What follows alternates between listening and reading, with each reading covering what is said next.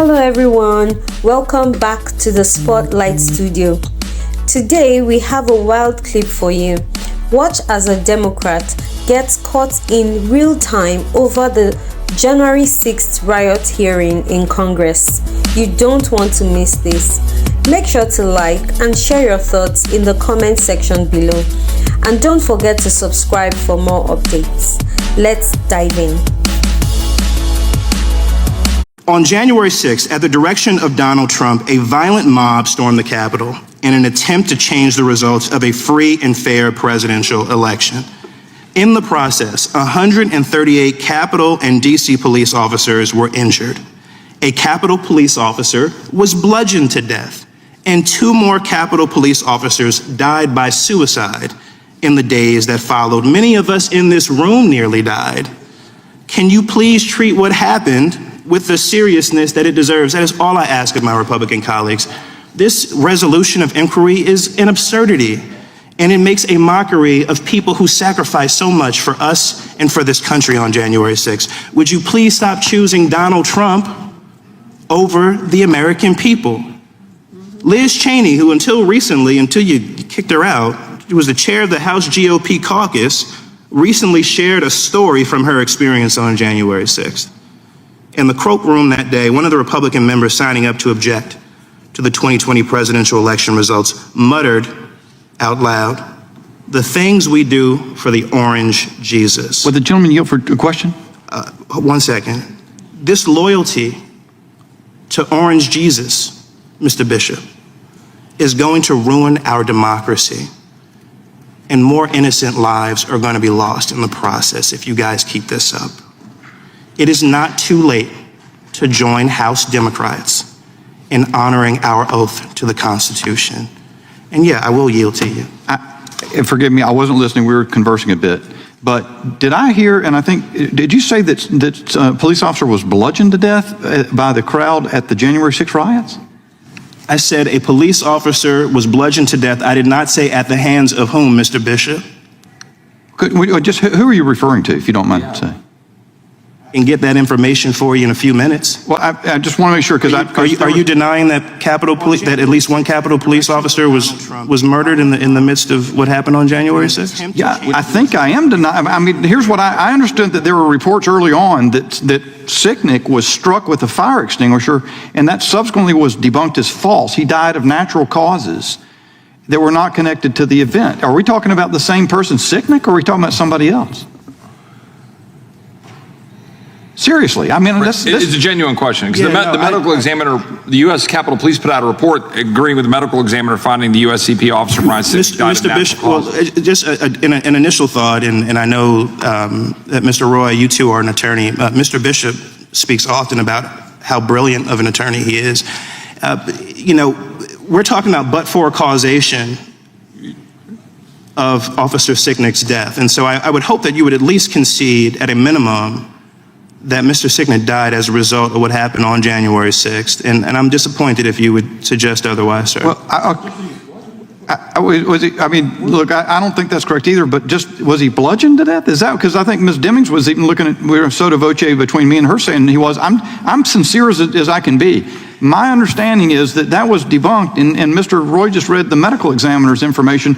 Do you guys contend that he was bludgeoned to death? I contend that 138 Capitol and DC police officers were injured, and that multiple Capitol police officers died as a direct result of what happened on January 6th. And I hope that you— It's your time. You don't have to answer. I hope you can see how one would question the sincerity of such a minute point in the midst of the gravity of everything else. Would the gentleman yield? Yeah. Chair now recognizes the gentleman for Texas for 5 minutes. Thank you, sir. I will say this, Mr. Ray, I'm one of those sheriffs that will be very blunt with you today. That's right here. I've had an opportunity to look at your testimony, lots of stuff, and hear about numerous task forces, crimes being committed against children, including even infants and toddlers. MS-13 gang members coming across the open southern border, the poisoning and killing of the American people with fentanyl, the sex trafficking, the human trafficking. It's quite clear, it is clear that you guys are dealing with some of the sickest bastards in our society. I have an article here from CNN in January 2022 calling the January 6th investigation the biggest investigation in FBI history. And what shocks me about this, quite honestly, is that you don't mention January 6th, again, the biggest investigation, not one time in your 14-page testimony. You don't mention it one time. And that makes me ask myself the question, what the hell are you hiding? Sir, you mentioned 38,000 agents and support personnel in your agency. How many FBI agents and support personnel had you assigned to the January 6th investigation? I don't know that I know the number. I know we have a lot of people working on it in multiple field fair enough, lots. Knowing that you are dealing with some of the sickest people in our society with investigations related to child sex trafficking, have you reassigned any of these agents or personnel to investigate January 6th? Yes or no? I don't believe we have reassigned people away from child exploitation to January 6th. Now, let me just say this, Director. I find that answer disturbing because last month, Steve Friend, he testified before the Weaponization Committee. Mr. Friend was a domestic terrorism investigator for you, and he was told by one of his superiors that January 6th was, I quote, a higher priority than pursuing child pornography cases, end quote. And for those of you watching in America, understand today's FBI is more concerned about searching for and arresting Grandma and Grandpa for entering the Capitol building that day than pursuing the sick individuals in our society who prey on our children. And Mr. Ray, your priorities are flawed. But let's rehash what we know so far, all right? It's the largest investigation in FBI history, and you don't mention it in your testimony. Agents have been reassigned from child exploitation cases and so on. So now let's get into the money, Mr. Ray. How much taxpayer money has been spent on January 6th? I don't know that I have the figure you don't have it in my head, fine. but Mr. Ray, I got an article here, December 22, 2022, 2 years after the events of January 6th, and it says the Justice Department has requested another $34 million from Congress. And number one, you shouldn't get another dime. The FBI shouldn't get another dime for this political witch hunt against the greatest president in my lifetime, Donald J. Trump. I want to turn my attention now to this fella, this character, Mr. Ray Epps. We've all heard of him. We've heard of Mr. Ray Epps. He was number 16 on your FBI most wanted list. He was encouraging people the night prior and the day of to go into the Capitol. And Mr. Ray Epps can be seen at the first breach of Capitol grounds at approximately 12:50 p.m. Play the clip, please. We need to go into the Capitol. Into the Capitol. Into the Capitol. What? We are going to the Capitol, where our problems are. It's that direction. Please spread the word. All right, noted. But one more thing. Yeah, so can we go up there? No? When we go in, are we going to get arrested if we go up there? Yeah, you don't need to get shot. Arrest us.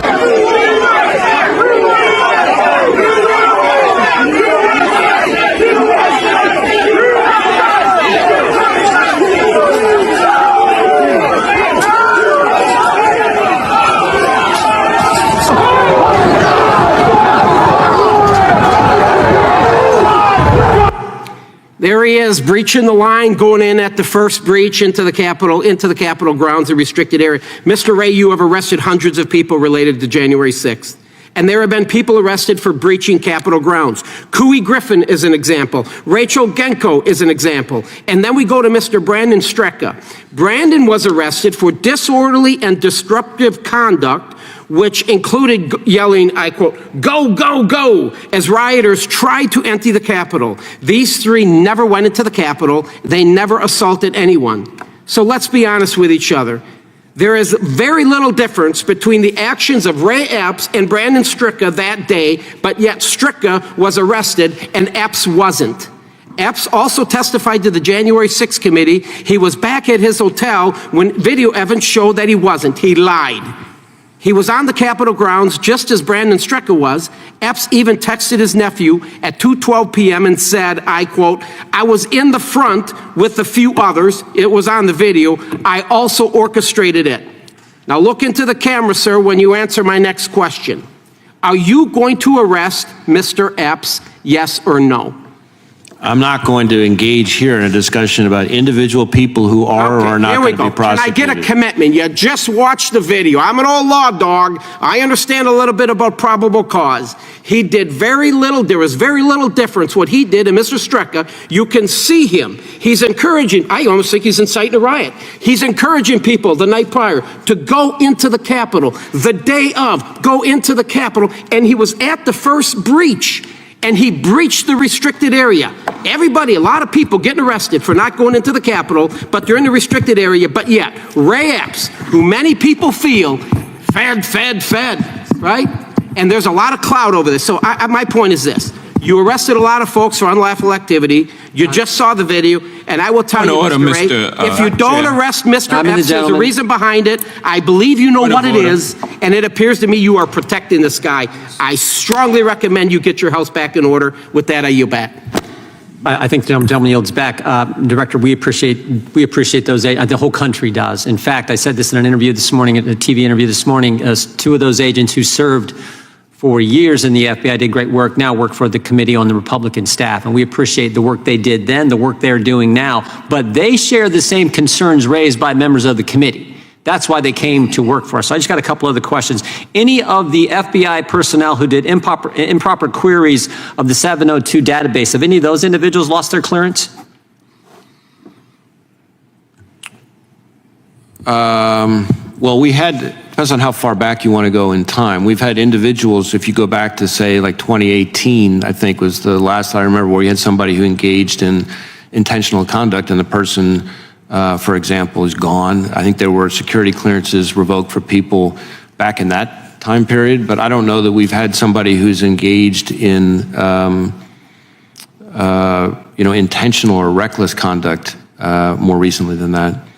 We have, as you may know, Mr. Chairman, and this actually didn't come up today, but it's important for people to know. We recently put in place a whole new set of accountability policies specifically focused on 702 that go through cascading consequences. Yep. And so that's an important It's been reported that donors of a congressional member of Congress were illegally searched. Has that individual lost their clearance?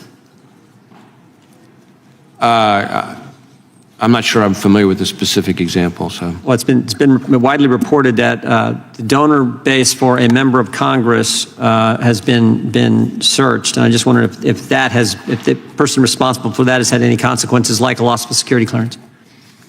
I don't know the answer. Okay. Is the FBI assisting the Secret Service in the investigation as to how cocaine wound up at the White House? Yes, I want to be a little bit careful about what I can say here because the Secret Service is leading the investigation. But as is standard in an investigation where white powder is found, the FBI's lab personnel did an evaluation to determine whether or not there was a sort of biological. Is that the only assistance? That's the only assistance we've done so far. We have offered the full range of our assistance to the Secret Service. If they want to use us for that purpose, but beyond that, I would refer you to the Secret Service. Is that offer's been denied? Is that what you're saying? No, I didn't say that. We've offered it to the Secret Service, but beyond that, I would refer to them. In October of 2020, when Facebook asked the FBI, "Is the Biden laptop story Russian disinformation?"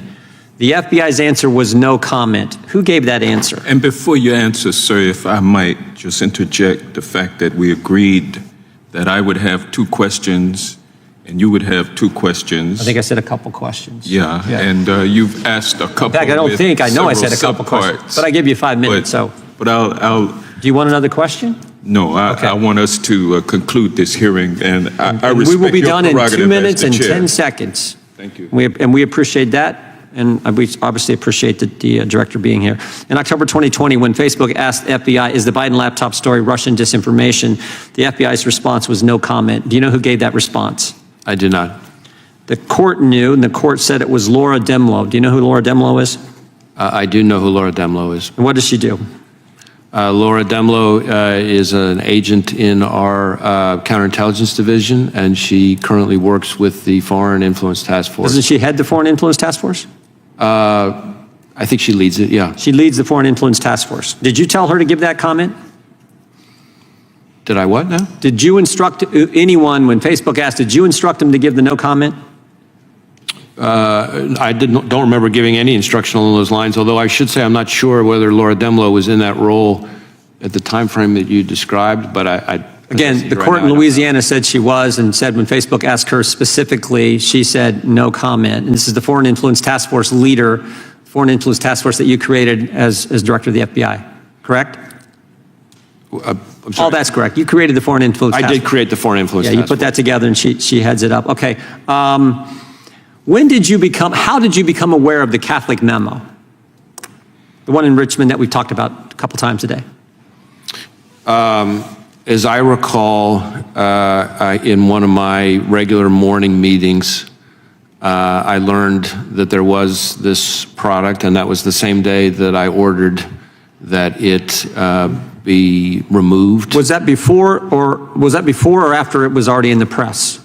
That I can't tell you. My guess is it was probably around the same time, but I don't know. Did you learn about it? Did the people who brought it up to you, did they learn about it from the press, or was it some internal communication? I can't speak to how they learned about it.